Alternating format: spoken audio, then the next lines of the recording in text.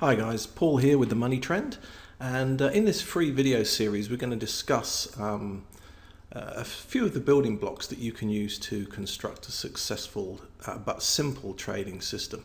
I'm a great believer in keeping things simple. After 20 years of studying the market, I've come to the conclusion that a robust system is far better than a precise system. Precise systems tend to break down, whereas robust systems carry on working through all sorts of different market conditions and phases. So that's the way I prefer to construct. So today we're going to be talking about moving averages. Now, a lot of people poo-hoo moving averages, but they are useful, and they're useful particularly for identifying trend and getting a sense of what direction the market's in, and also assessing what sort of levels of momentum we're seeing in any given direction. You can open up a chart, put a moving average on it, or a couple of moving averages, and pretty much instantly see whether that particular market's worth trading or not. So let's have a look at typically what we may sort of do if we were putting a moving average on a chart, and then I'll introduce you to something that I've developed that's perhaps a little bit easier to use and also a little bit more accurate.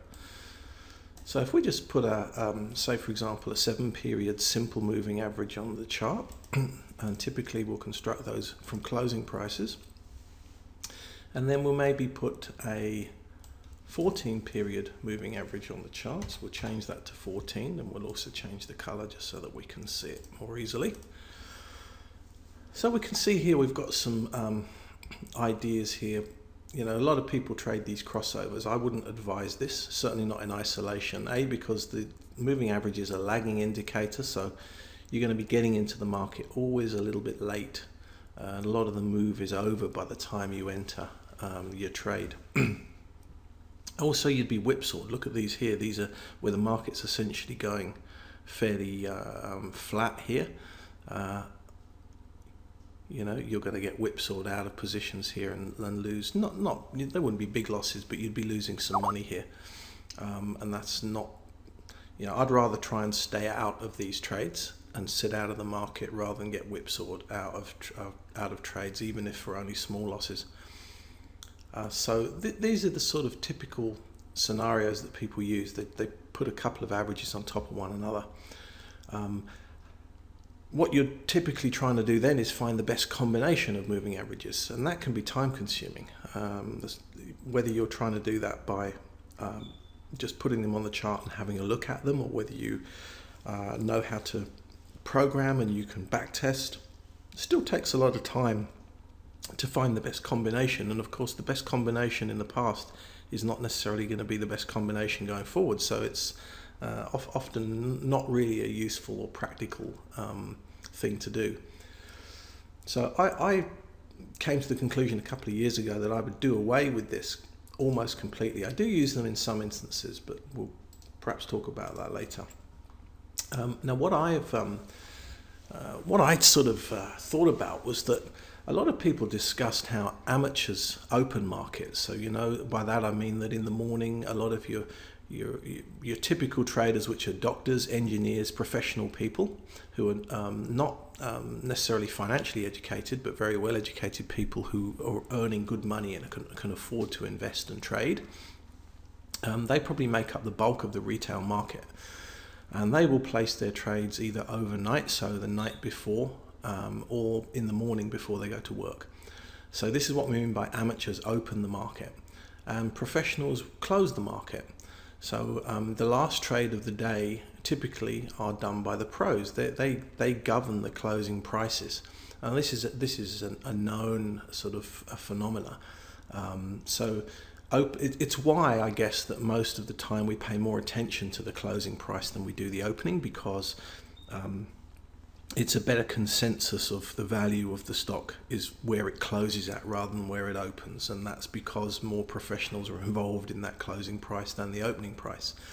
So that brought me to the idea that maybe we could use a moving average of opening prices versus closing prices. So let's have a look at what that looks like. So if we pull a moving average over, and I'm again going to do a 7-period moving average of opening prices, and we'll make that red. not for any particular reason. You can make it any color you want. So here's our moving average of opening prices on a 7 period. This is a 1 hour chart on the, let's see, what have we got? Let's move that out of the way. We've got the Aussie dollar US dollar cross. So we're putting a 7 period moving average on there, and that's what it looks like. And then that's a moving average of the opening prices. Now most people don't use the moving average of opening prices, or not typically anyway. So now I'm going to do my next one. I'll do that in green, and I'm going to do a simple moving average of closing prices. I found that simple moving average works perfectly well. There's no need to complicate this. As I say, we're not looking for the ultimate inaccuracy, because it doesn't exist. It's a bit of a myth to go down that road. You're going to spend a lot of time trying to find the most accurate indicators, when really what you should be seeking is robustness. So here we've got the green is the moving average, 7 period moving average of the closing price, and the red the 7 period moving average of opening prices. And as we can see here, where it crosses, we're getting in pretty early into these moves, and they tend to be fairly reliable. If we can see, we had a big high volatility drop down here, but it didn't affect the average. It didn't fall. So we could have traded it even in isolation, though I don't recommend you do it. We could have traded this here. We could have traded this profitably. We could have traded this profitably, and this one. These here, we wouldn't have made any money on these, but we wouldn't have lost any either. So if you decided to trade these, you wouldn't have come out a loser. You'd have probably come out flat. Another profit could have been made here. A little bit of whipsawing here, so you may have possibly got into a trade there and lost. A good profitable trade here, another here, probably a flat one here, and another profitable one here, and another one setting up just now. So this gives you a window into how I start constructing my charts and look at. I will always first look at the moving average, these moving averages, not necessarily for this periodicity. That will depend on the market and the time frame that I'm looking at. But I'll always look at the charts first by overlaying these two moving averages, the moving average of opening prices and the moving average of closing prices.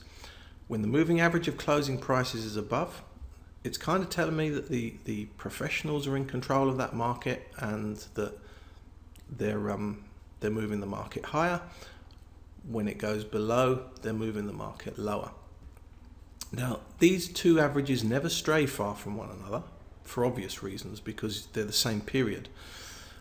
That's the other good thing about this system. You don't have to back test hundreds and hundreds of combinations, because you're always using the same periodicity. You use the same period for both averages. So if you're looking at it, if you want to overlay a 5 period moving average, both moving averages are going to be a 5 period. You're not having to use a 3 period and a 7, or should I use a 5 period and a 9, or a 9 and a 12, or a 9 and a 14. This is dead simple. So you can just click on each one of these and change the periodicity for any given chart, and then it'll give you a rough idea of what's giving you the best signals for that chart for that time. And then just look at it. You can get a quick visual, and it'll tell you. I can see at a glance this is a highly tradable chart. We could have made some good money on this chart. However, there are other ways that we can improve. Even still, we can improve on these indications of where the market's going, and I'll touch on that in the next video. And I'll show you another indicator that we can introduce, which is going to probably keep us out of a lot of these marginal or losing trades. So I hope you've found this useful, and we'll see you on the next one.